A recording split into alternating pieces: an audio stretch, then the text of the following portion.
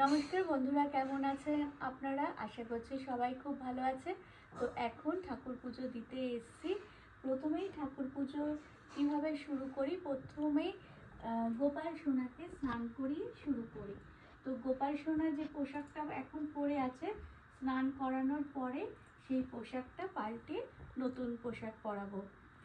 আর সকালবেলা উঠে এখন পুজো দিতে আসতে পারি না, কারণ সকালবেলা বাচ্চাদের স্কুল থাকে, তো তাদের টিফিন করে দেওয়া, রেডি করে দেওয়া, এইসব করতে লাগে। আর সেই কারণে একটু পরে পুজো দিতে আসি। আর ঠাকুর পুজো দিয়ে তারপরে আমি কিন্তু রান্না বান্না করি। এখন গোপাল সোনাকে স্নান করিয়ে দেবো। গোপাল সোনাকে প্রতিদিন এইভাবে জল দিয়ে স্নান করাই, কখনো কখনো পঞ্চামৃত দিয়ে স্নান করাই।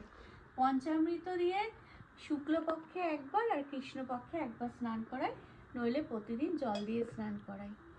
আর স্নান করানোর পরে গোপাল সোনাকে এইভাবে পরিষ্কারভাবে পুছিয়ে দিই, কারণ পরিষ্কার যেভাবে একটা বাচ্চা কে সেবা যত্ন করা হয়, তো সেইভাবেই গোপালকে পুজো দেওয়া হয়। এবার এই গোপাল সোনার জামাটা এখানে রেখেছি, এই জামাটা আজকে পরাবো। কারণ এখন একটু বৃষ্টি পড়ছে তো রোজ, আর সেই কারণে কিন্তু রোজ এখন একটু জরির জামা পরাই, কারণ গরমের সময় সুতির জামা পরাই। এই জরির জামাগুলো পরলে দেখতে খুব সুন্দর লাগে গোপাল সোনাকে। এবার গোপাল সোনা স্নান হয়ে গেল, গোপাল সোনাকে বসিয়ে দিলাম।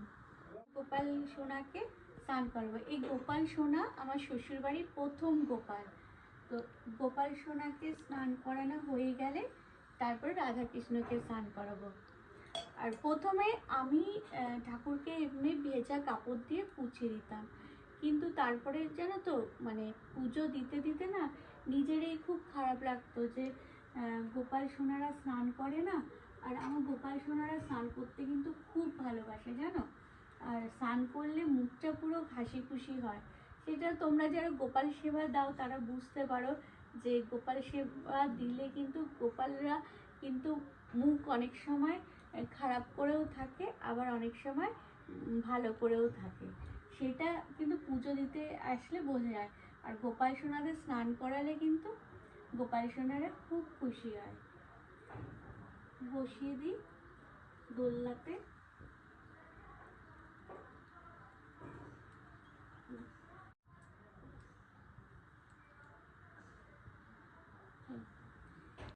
দোলনায় বসে থাকতে খুব ভালোবাসে।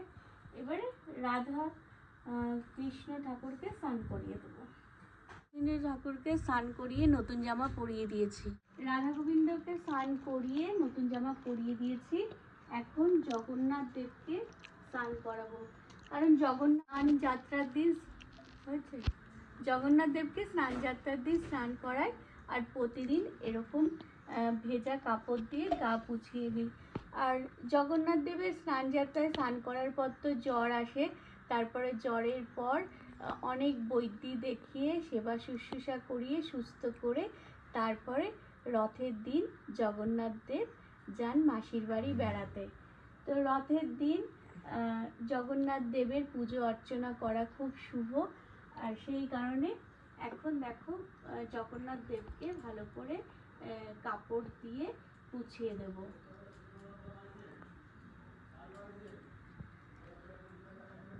না, এই জগন্নাথ দেব দেখছে, এটা হচ্ছে মাহেশের জগন্নাথ। তো আমরা আগে মাহেশে থাকতাম, সেখান থেকে এই জগন্নাথ দেব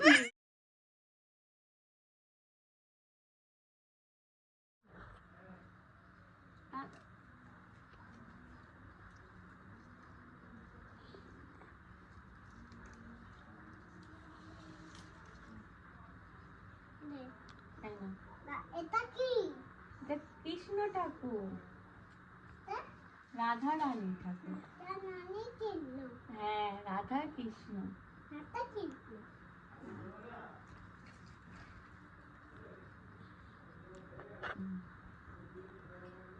ভালো হয়েছে।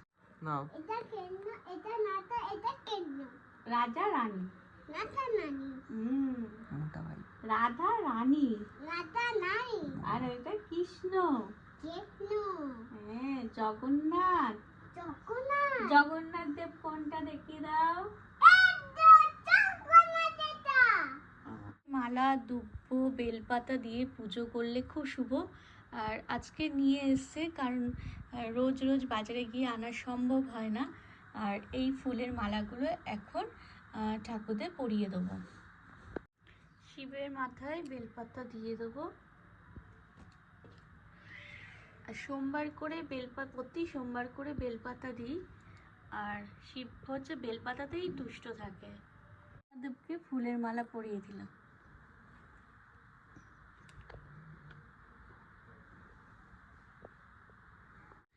জবা ফুল মনসা মায়ের চরণে দিয়ে দেবো। আর মনসা মায়ের পুজো এইভাবেই দিই, ফুল দিয়ে আরতি করে। শীতলা মায়ের চরণেও জবা ফুল দিয়ে দিলাম। আর শীতলা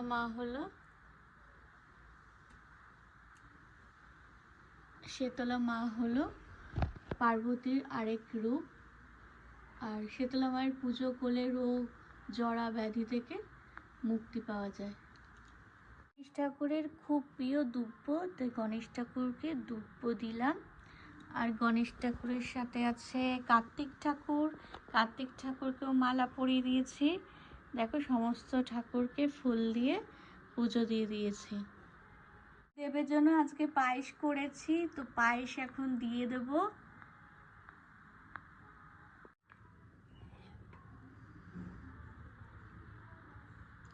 জগন্নাথ দেবের পায়েস তৈরি হয়ে গেছে। দেখো, একদম ক্ষীর পায়েস হয়েছে। আর তার সাথে কিন্তু গোপাল সোনাদেরও এই পায়েস দেবো। আর আজকের পায়েসটা কাজু বাদাম কিশমিশ দিয়ে করেছি তো। আর এমনিতেই জগন্নাথ দেব, গোপাল সোনা রথের দিন জগন্নাথ দেবকে ভালো মন্দ খাইয়ে তারপরে মাসির বাড়ি পাঠানো হয়। আর রথের দিন একটা খুব আনন্দের দিন, তো এই দিন ভাবলাম যে কিছু একটা বানিয়ে দিই। আর শীতলা মায়ের জন্য কিছুটা পায়েস রেখে দেবো, কারণ শীতলা মা বাসি ভোগ দিতে লাগে। তো এই পায়েসটা আজকে জগন্নাথ দেবের কে দেব। আর রথের বিশেষ দিনে কিছু একটা বানাই, আজকে পায়েস বানিয়েছি। পায়েসটা ঠাকুরের সামনে দিয়ে দিই। আর পায়েস পেলে গোপাল খুব খুশি। গোপাল তো মাখন, ক্ষীর, পায়েস এগুলো খুব পছন্দ করে। দিয়েছি পায়েস আর তার সাথে ফল মিষ্টি। তো এখন ঠাকুরদের আরতি করে নেব। এখন গোপাল সোনাদের শীতলা মা, মনসা মাকে আরতি করে নেব। শীতলা, মনসা মা, জগন্নাথ দেব সকলকে ধূপ দিয়ে আরতি করে নেব। আর ধূপের আরতি করার পরে জল শঙ্খ দিয়ে আরতি করব। 7 থেকে 11 বার এরকম ঠাকুরের সামনে মানে ঘড়ির কাঁটা অনুযায়ী ঘুরিয়ে ঘুরিয়ে আরতি করতে হয়। ধূপ, দীপ, জল শঙ্খ দিয়ে আরতি করতে হয়। আর আমি প্রতিদিন এইভাবে করি, খুব সাধারণভাবে। আর ঠাকুরের পুজো দিলে কিন্তু চিন্তা ভাবনা দূর হয়, আর মনে একটা ভালো ভাবনা চিন্তা আসে, আর সকল বাধাবিঘ্ন দূর হয়। তো সকলে খুব ভালো থাকতে পারি আমরা। সুন্দর করে রথ সাজানো হয়ে গেছে। আর এই দেখো, ফুল দিয়ে সাজিয়েছি। আর এর মধ্যে এখন জগন্নাথ বসবে, তারপরে আমরা রথ নিয়ে বেরিয়ে পড়ব। বন্ধুরা, আজকে খুব সুন্দর করে ঠাকুর পুজো দিয়েছি। আর ঠাকুর পুজোর সাথে সাথে জগন্নাথ দেবকে পায়েসও দিয়েছি। আর তোমরা তো জানোই, রথ, তোমাদের সকলকে রথের অনেক শুভেচ্ছা আর অভিনন্দন। তো আমরাও রথ নিয়ে বেরোবো, সেই কারণে রথটা সুন্দর করে সাজিয়েছি। আর তোমরা সবাই রথের দিন কে কে রথ নিয়ে বেরিও, আমাকে অবশ্যই কমেন্ট করো।